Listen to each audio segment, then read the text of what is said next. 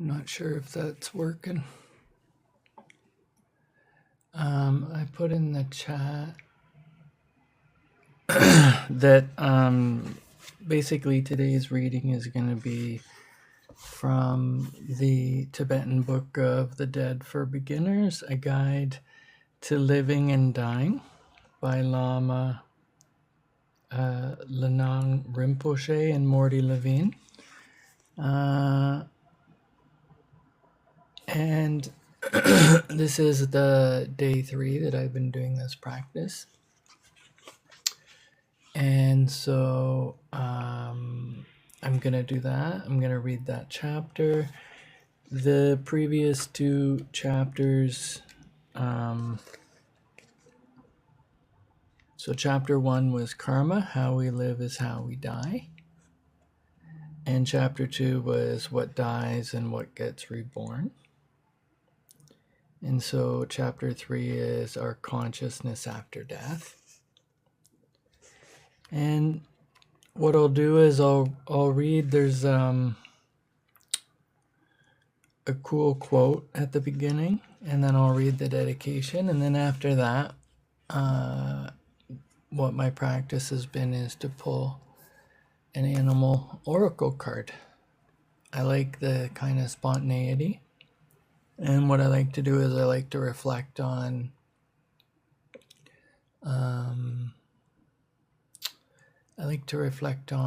like, does it match up? So feel free to use the chat box if any of it reflects or resonates with you. What I'm going to do is I'm going to kind of treat it like a broadcast for the first part so I can focus on the reading. But feel free to use the chat box to connect, and I'll look in. Thank you for joining if you're joining. So this is a book that it's funny, I got it from my public library. And because of just, how my brain works, or worked at the time anyway, I couldn't get it back in time. So it's my book. I paid the fines. I've paid my dues to society, so to speak. And so this is a practice where, I'm on a journey of personal recovery. I used to be well over 500 pounds, and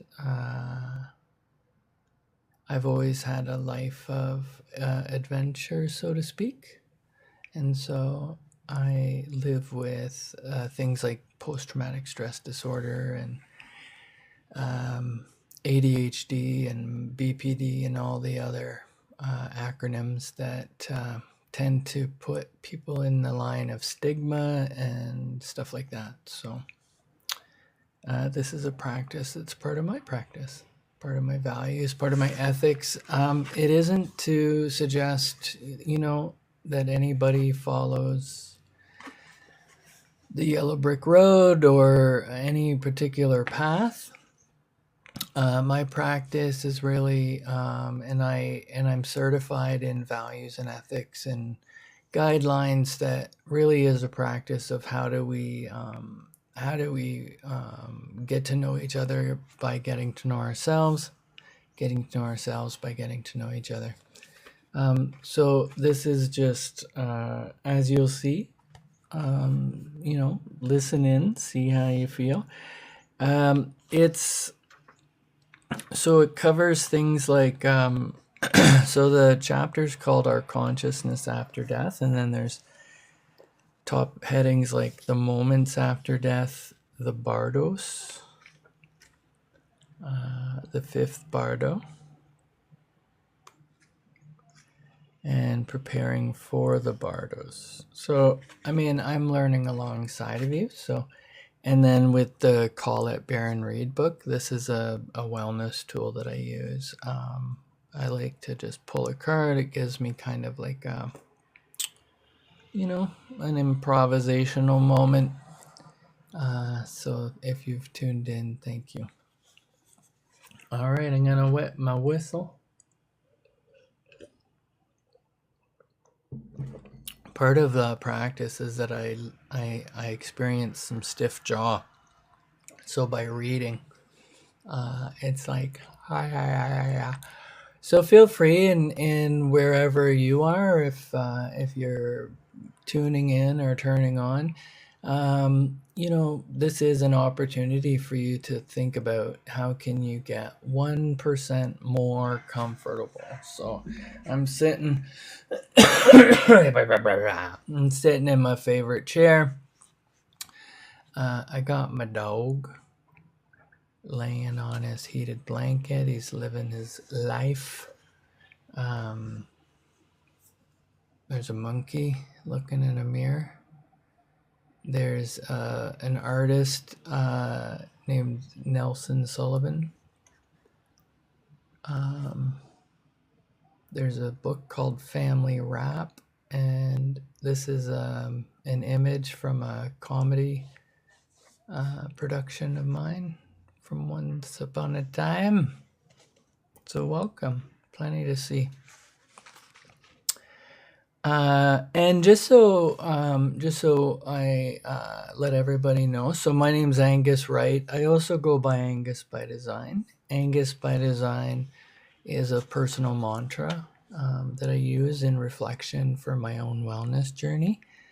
But it's also my intellectual property, which is to say that I've been, somebody that's been an outward public blogger. I just live my life out loud.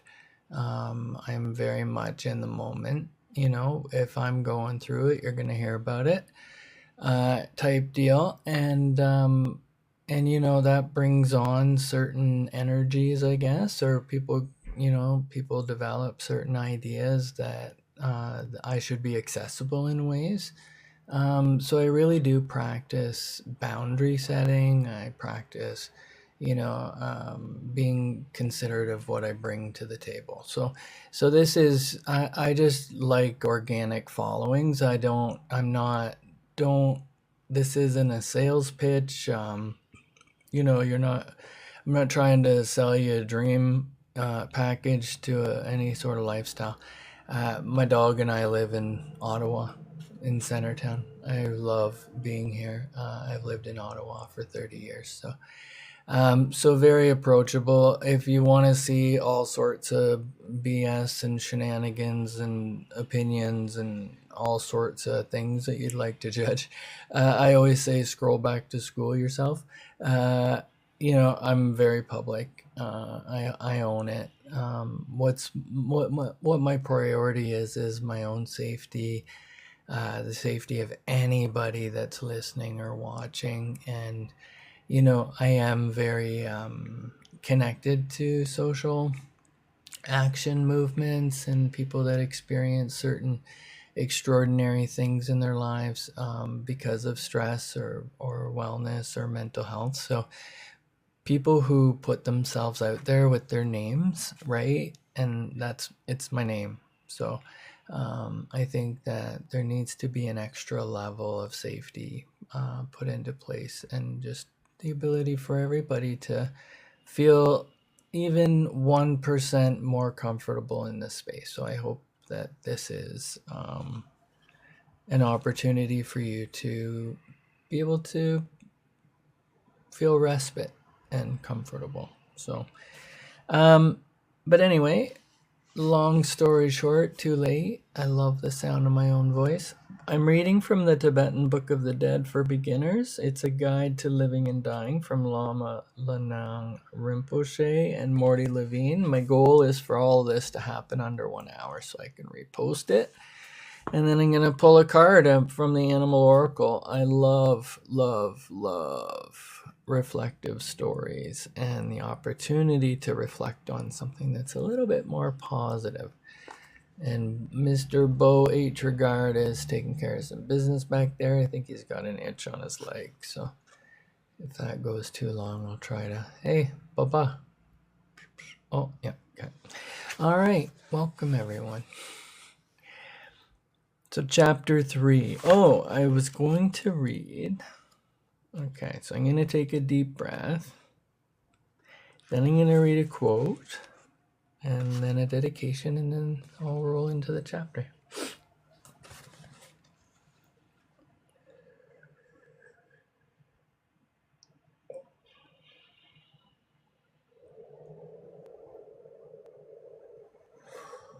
All right. The past is history. The future is mystery. The present moment is a gift. And that's Lama Lhanang Rinpoche. And the dedication. May all beings have happiness and the causes of happiness. May all beings be free from suffering and the causes of suffering. May all beings rejoice in the well-being of others. May all beings live in peace, free from greed and hatred. And those are the 4 immeasurables.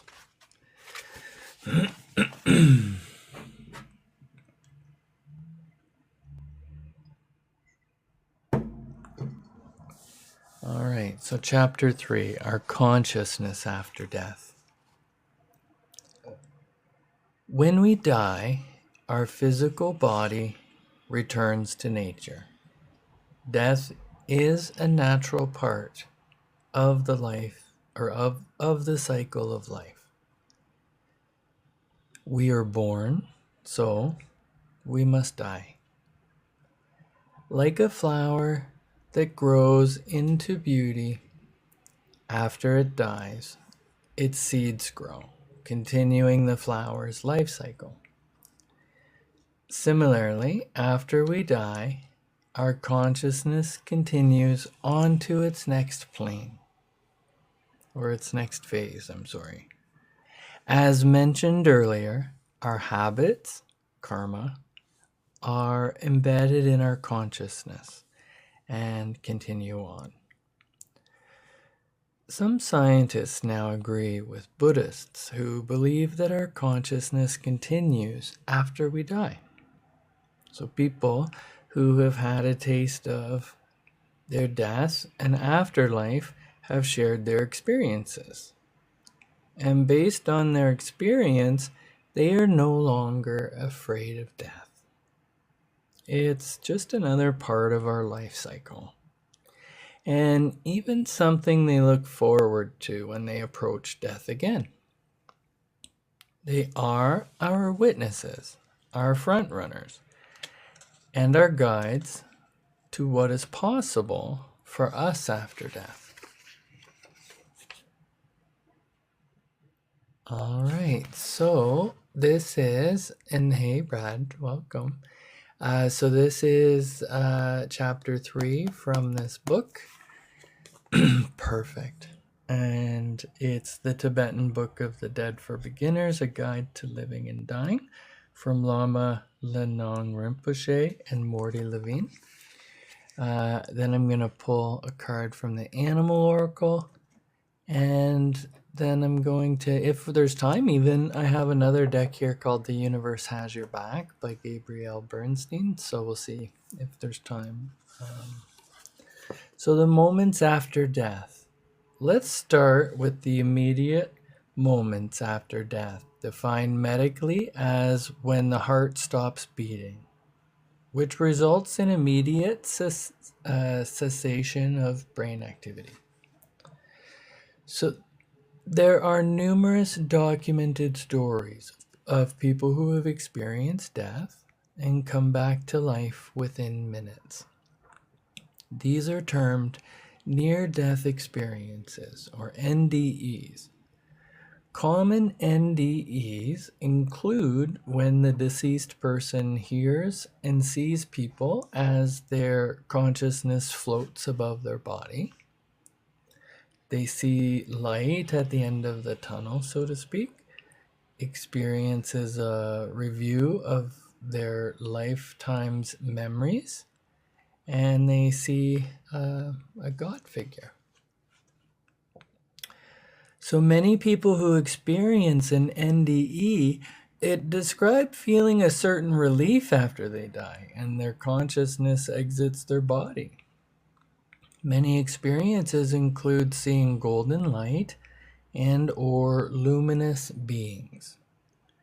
And although it is beyond the scope of this book to detail these NDEs, we know that after the brain and body cease to work, awareness continues as documented in thousands of the NDE cases. In addition to these profound experiences, great saints and meditation masters of many faiths tell of their consciousness maintaining awareness after their body has been dead for days, or in some cases weeks, before coming back to life. So this is a reading of the Tibetan Book of the Dead for Beginners. It's a guide to living and dying, written by Lama, Lhanang Rinpoche, and Mordy Levine. And this is just a practice, right? So it's a chance to just get a little bit more comfortable. If you can, wet your whistle. Staying hydrated is always a goal for me. Get a little bit more comfortable. I have some jaw stiffness that just naturally occurs. So this is a practice of just, being present, right? So if you want to do the same, please take this moment. My goal is to read this chapter. There's a couple more headings, and then to pull a couple of cards for reflection and just be here in the now, right? All right. This is also I'm just reading this. This is material I practice. I've been a Reiki master for 1,000 years, but officially since 2007. And that's a practice and a lineage and a teaching of essentially how we can kind of put our thoughts together with the meat of our brains, I guess, and then together with what we're going through physically, so that we can kind of be expanding out and coming to a place or remaining in a place of peace, right? So anyway, that's what I'm practicing in the now. So the bardos. What about the vast majority of those who die and do not return to their body, those who remain dead? From a Buddhist perspective, the consciousness experiences an intermediate transition-like state until it is reborn in a new body. The experiences in this state or period of time until rebirth are known as the intermediate state or the bardo.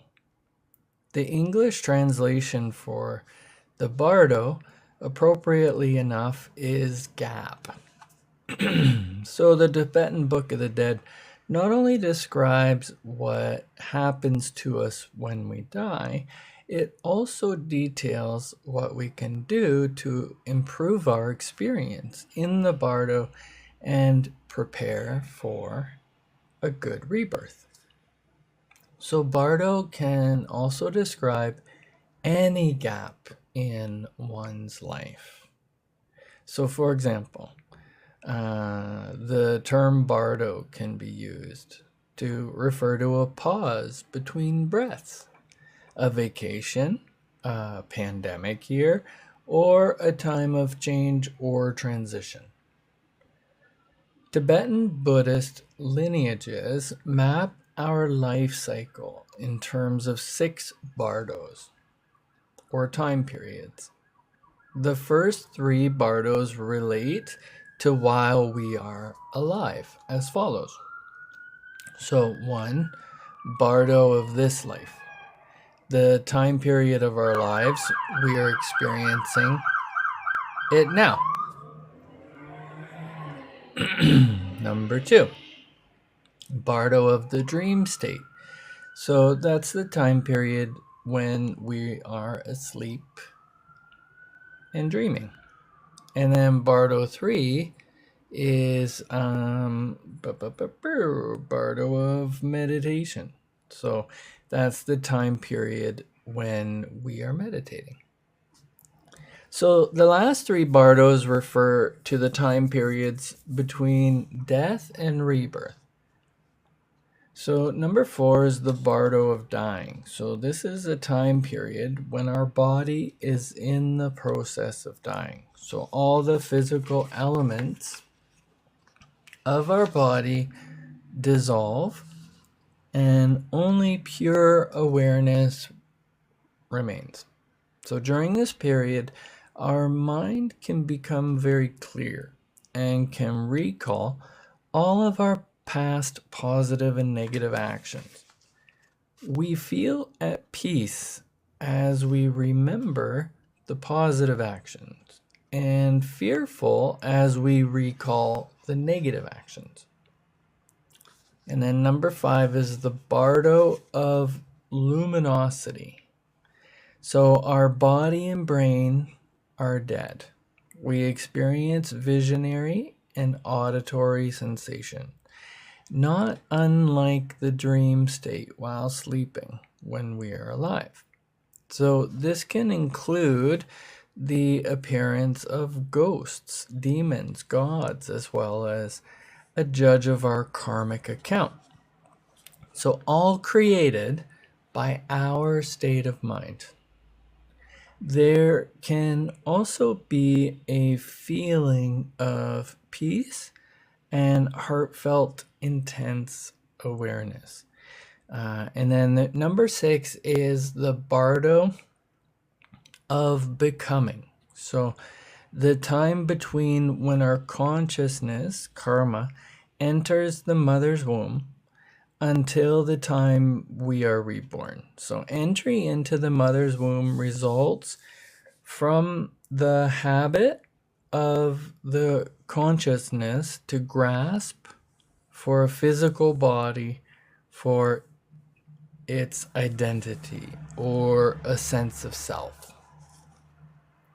So as in the Tibetan Book of the Dead, this book focuses especially on the 4th, 5th, and 6th bardos, given our desire to prepare ourselves for death and what comes after this life. So this is the Tibetan Book of the Dead for Beginners, A Guide to Living and Dying by Lama, Lhanang Rinpoche, and Mordy Levine.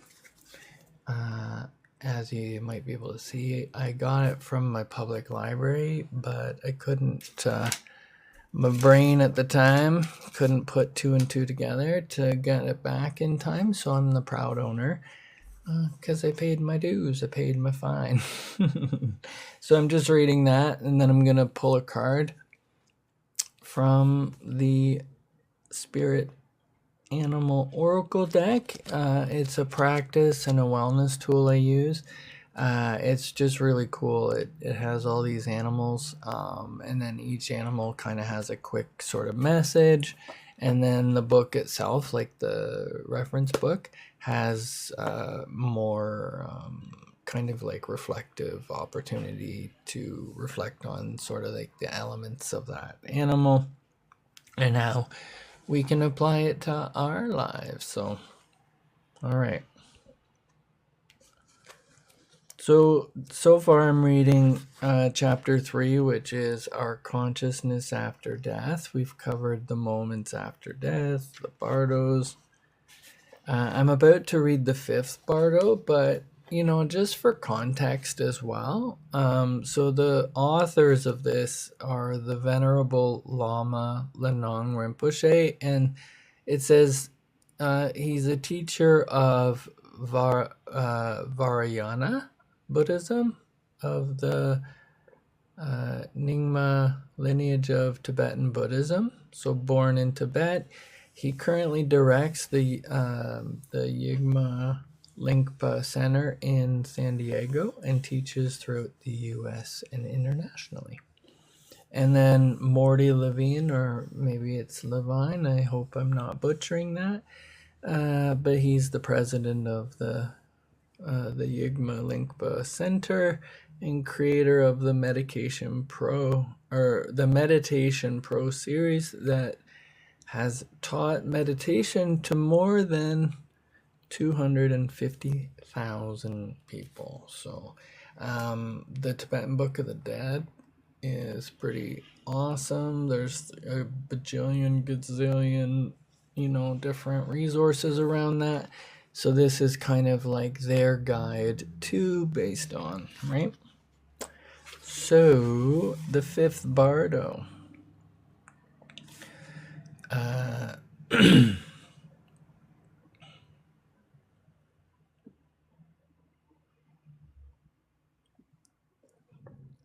The fifth bardo. So Tibetan Buddhist lineages teach that our consciousness can be in the fifth bardo for up to 49 days. As mentioned earlier, while in the fifth bardo, we experience a variety of phenomena, some similar to the dream state we experience while asleep during this lifetime. As we all know, during the dream state, we can experience happy dreams, nightmares, and everything imaginable in between. Buddhist teachings share that while we are asleep, our dreams are a reflection of our state of mind. For example, if prior to going to sleep we watch a happy, uplifting movie, we are more likely to have happy dreams. If prior to sleep we have a very difficult or stressful day at work or an argument with a loved one, we are more likely to have a negative dream experience. When we discussed karma, we saw that each moment impacts the next moment in our lives. Just as our moments prior to sleeping impact our dream state, our moments prior to death also impact our experience in the bardo. So our dreams are also impacted by how we live our life. Our karmic tendencies impact our dreams as well. If we are angry, that will be reflected in our dreams and vice versa. If we are constantly grasping for financial gain, power, sex, or love, that tendency influences our experiences in dreaming. Dream yoga practitioners are individuals who practice awareness while dreaming and are able to control their dream experience. The training for this skill includes meditation practices that enable us to control our states of mind when awake, as well as when asleep. The skills practiced in dream yoga help the practitioner navigate and influence the experience in the fifth bardo of luminosity. We will discuss some of these meditation practices in the next chapters. So how we live our life, the karma we create, determines our state of mind prior to death, our experience in the bardo, and our rebirth. So I'm just reading from the Tibetan Book of the Dead for Beginners, A Guide to Living and Dying by Lama, Lhanang Rinpoche, and Mordy Levine. And we have one more heading, and then I'm going to pull an animal oracle card.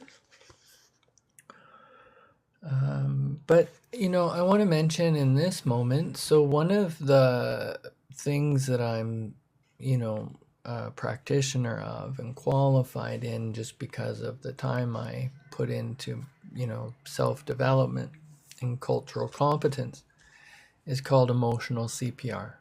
And so this was developed in part and in community through the experiences of Dr. Daniel Fisher or Daniel Fisher or Daniel.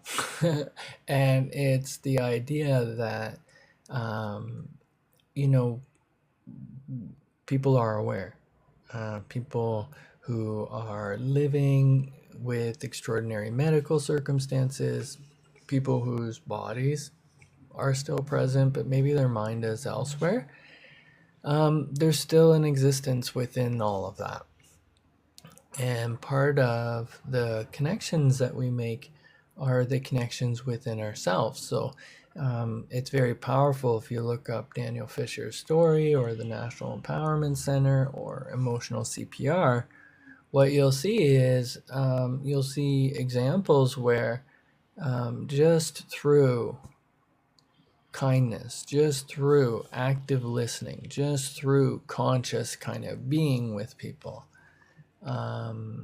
it can be really powerful for them to make the very first connections within themselves to actually recover and rebound. So that's, this space, what I do is deeply rooted in that. I have hours and hours and hours of practice with ECPR, and I was very fortunate to be in a training at a really critical time in my life, and so it's very powerful, and so that's part of what I try to share in these moments. Okay, so preparing for the bardos. When we die, as mentioned earlier, our karmic habits embedded in our consciousness continue into the bardom. The degree of grasping and attachment to maintain our self-importance plays center stage for our consciousness in the bardo. If we live with the aim to reduce our grasping and our fears, to practice kindness with others, and to understand that life is impermanent, then those efforts will be reflected positively in our consciousness as we enter into the bardo. Our experiences in the bardo will not be nightmarish. Our state of mind in the bardo similarly impacts the kind of rebirth we'll have. One moment impacts the next, that regardless of where we are in our continuum of the birth, life, death, rebirth cycle. And so that's the end of chapter 3. Again, this is the Tibetan Book of the Dead for Beginners, a guide to living and dying. Lama, Lhanang, Rinpoche, and Mordy Levine. So far, this is day 3 of a practice of reading a chapter. Previous chapters included karma, how we live is how we die, and what dies and what gets reborn. And then this was chapter 3, our consciousness after death. So that's that. This is a book that I got in the public library. So if you have access to a library system, a bookstore, web search, if you look up the Tibetan Book of the Dead or you look up this book, there's many kind of resources out there for more info. This is just more for reflective purposes. This is a book that I got at my public library and then paid the fine to own, because I can't always have my brain in the right place. So now I'm going to pull a card. So this is a really great opportunity. I'm just gonna take a look at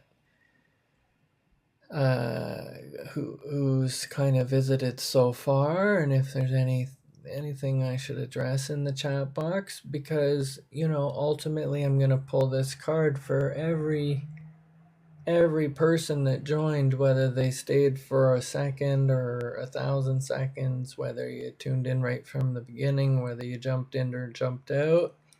My goal is to post this, keep it under an hour so I can repost it here. And then I'll also, I've been posting it on the YouTube. I'm Angus Wright. I also go by Angus by Design. Oh my gosh, I'm loving all the names. And so Robbie, Fidel, Brian, Sage, David, Braylon, Noor, Timmy, Tinkles, that's a cool name. Then he'll have the Dancing Obamas. Loving all the symbols. So cool.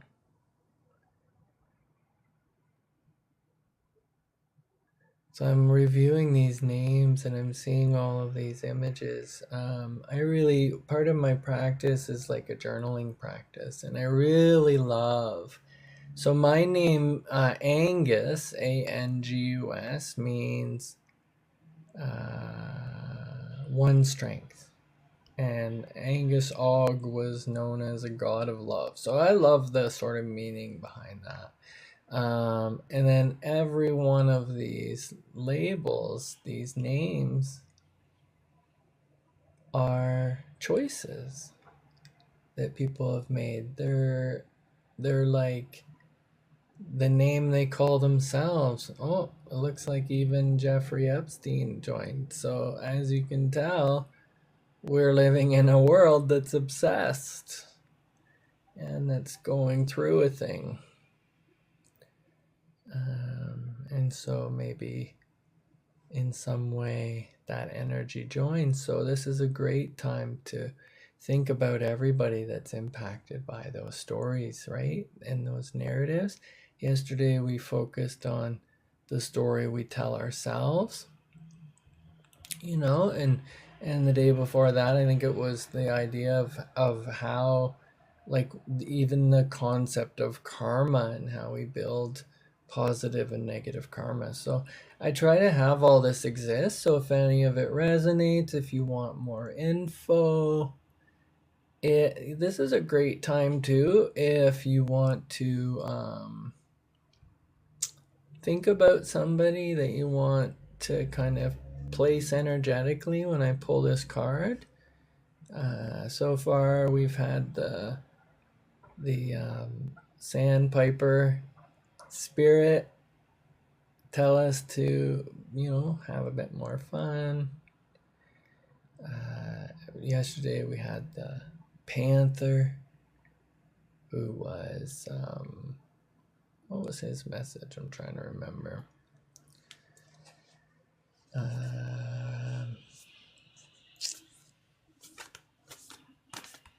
My gosh, was it reclaim your power? And then today we took a look at the Tibetan Book of the Dead, a beginner's guide to living and dying, and just the idea. And today we learned, ooh, that's interesting. I'm gonna set this guy out. He jumped out at me. Oh, there's the panther. Wow, reclaim your power. All right, buddy, I see you. I'm gonna keep shuffling. That's hilarious. Wow. Talk about reclaiming your power.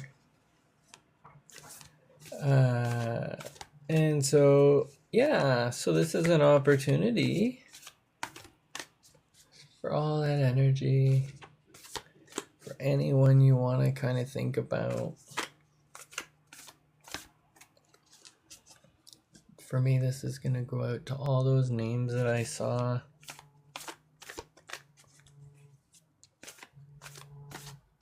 Right? I'm getting a call. This will go out to them too. We should wrap up in a moment or so. So here we go. So here's the card, and what I'll do, my practice, right, is to look at what the card is and then look at what the meaning is. And this is from, it's called the Collette Baron-Reid, the Spirit Animal Oracle. And if you don't know Collette Baron-Reid, she actually has a whole shenanigans tickle trunk full of books and tools, and like in here it says also by her, there's the map, Messages from Spirit, Uncharted, card decks. There's the Enchanted Map Oracle cards, the Good Tarot, Mystical Shaman, Oracle of E, postcards from Spirit, the Wisdom of Avalon, Wisdom of Hidden Realms, etc. And she's actually got like a pretty cool program right now that reflects on journaling and stuff like that. So that's kind of what I'm all about. Oh, turkey spirit. Boom, boom, gobble, gobble. Give with gratitude and grace. So I'm gonna get my little monkey friend here. Turkey. All right. Can you hold on to that, dude? Teamwork makes dream work. All right. So there's the turkey. Oh. And it's number 61.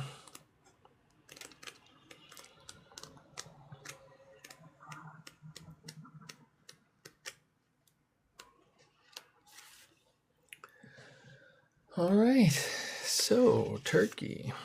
Now, so this is just, again, for reflection, right? None of this is to tell you any specific path. It's just to say, how does this tie into the subject and the language and what we just covered? It's a practice that I have. Everybody has different practices. So I'll read the quote, the oracle message, and the protection message, and it's just for you to consider or not. So number 61 is turkey spirit, and the message is give with gratitude and grace. Oracle message. Turkey spirit's message for you is that you always have the potential for manifesting a rich reality, for the turkey represents generosity and a celebration of abundance through giving to others. Give freely without expectation, and you shall receive, for the manifestation of abundance is happening right now. Align with it by sharing your good fortune with others. Whether you give money, loving guidance, the gift of listening, or kindness in any form, immerse yourself in the flow of generous abundance, being a channel for turkey spirit and the desire of spirit to see all beings experience the blessing of plenty. Give with gratitude and grace from a wellspring of love and compassion, knowing that spirit will respond by giving you all that you need in this moment and all moments to come. That's pretty cool. So I'm just reading from the guidebook to the card. I use it as a wellness tool for myself to reflect it. If I feel the need to calm my tatas, so to speak, sometimes I can just calm one tata by doing what I'm doing right now, right? The only difference for me is that I'm doing it with you, right there. You poking you right in the nose, and whoever's tuning in, right? So the protection message here is, are you giving in order to receive in kind, keeping tally of how much you've given and what is owed you? This is not the way to experience abundance. When Turkey Spirit is in the protection position, it is a reminder to let go of any perception of scarcity or fear that if you give too much, you will not have enough for yourself. So use your spiritual practices to reconnect with Spirit and remember how it feels to embody abundance, and you will give as much as needed right now. So know that whatever you need to fill your stores is coming to you right now. Love, prosperity, knowledge, and assistance from allies who are everywhere and want you to be the abundance you seek.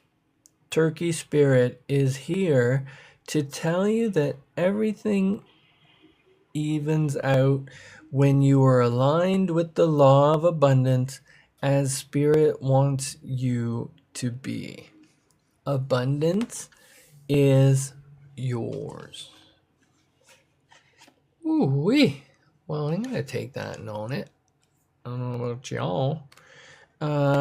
It definitely, like, straight up, it is simply the practice. Like, even if I can't take in anything else, the turkey's telling me to give with gratitude and grace, and that idea of abundance.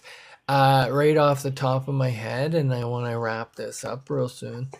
But I also said that if we had time, I would pull from here, which is, the universe has your back. It doesn't have like a huge reading to it. It's more of a quick message, but what was I saying there? I lost track of my train of thought. I was talking about reflection and gratitude. Oh yeah, turkeys.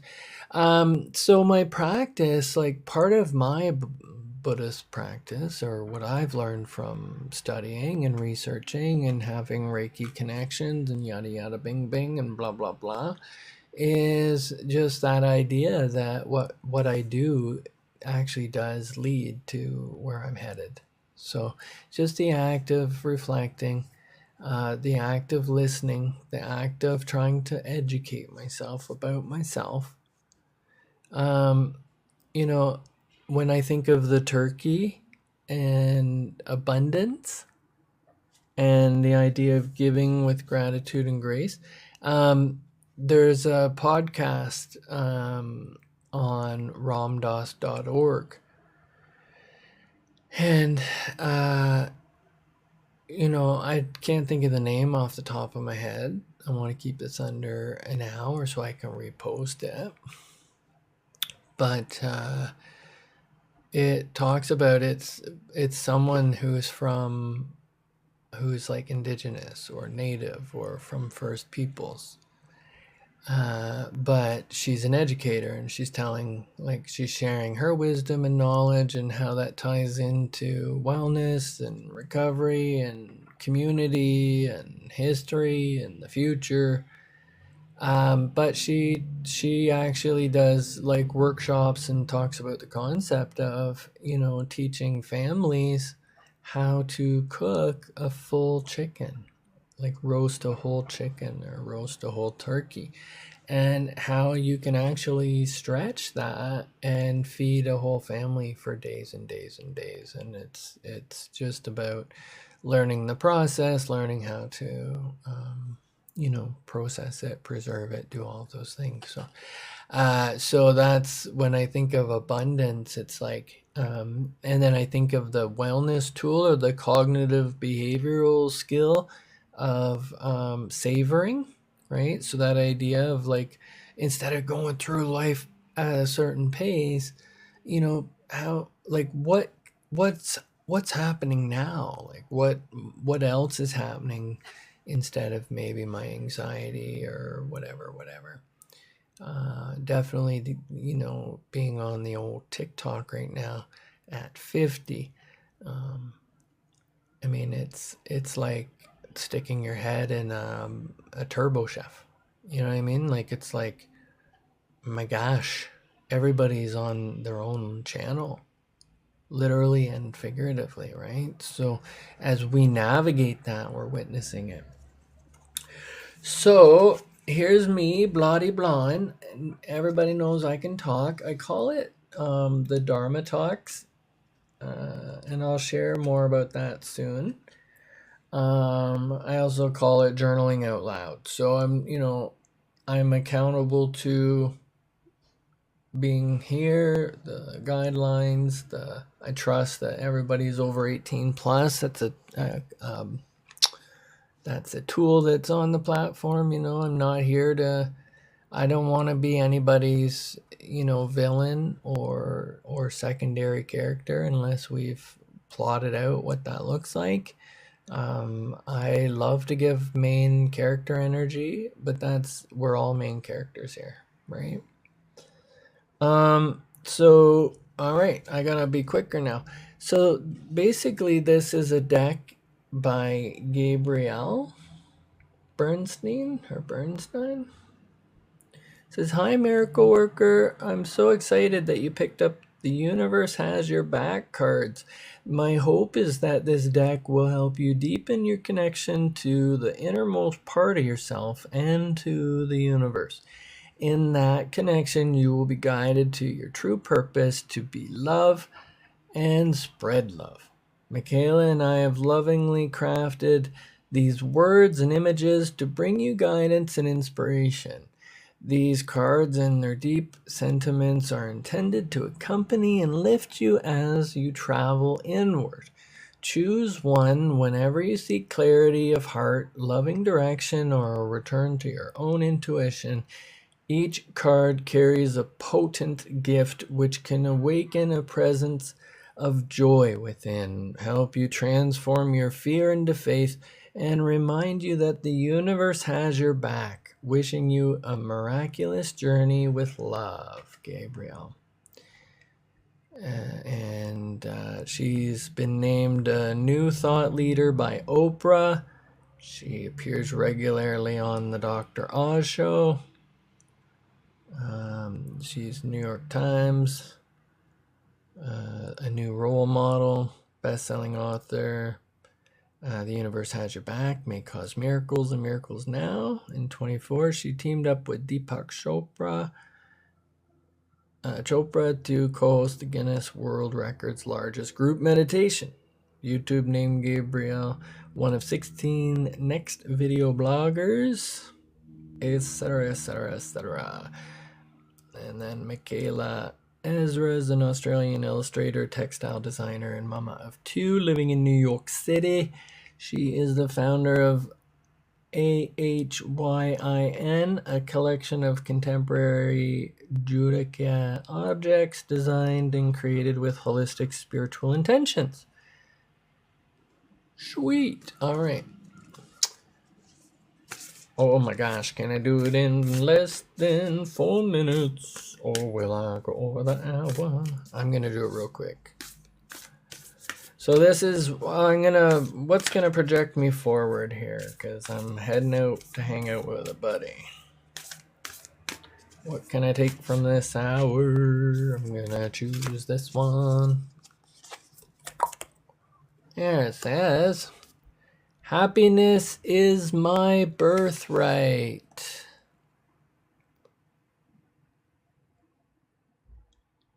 And it's yours as well if it resonates. If it doesn't, that's okay. If you're pissed off, be pissed off, right? But leave it there. Try to own this too. More than one thing can be. Try to see this in others, right? And if you can't see it, try to be it. And if you can't be it, try to share it. And if you can't try to share it, well, then stay here or get your own TikTok. All right. But that's me. I'm Angus, right? I also go by Angus by design. That's a hint that you'll find me probably like I'm turning 50 this year. I'm definitely out there. Trust. If there's something you see and you want to see if it's fact or fiction, feel free to reach me. But if you kind of just want to get mad at the universe and be antagonistic or try to pick a fight or be devil's advocate, there's plenty of places to do that, okay? This is a safe place for all. All right. Peace. And that's Bo H. Regard saying peace, love, and unlimited snacks.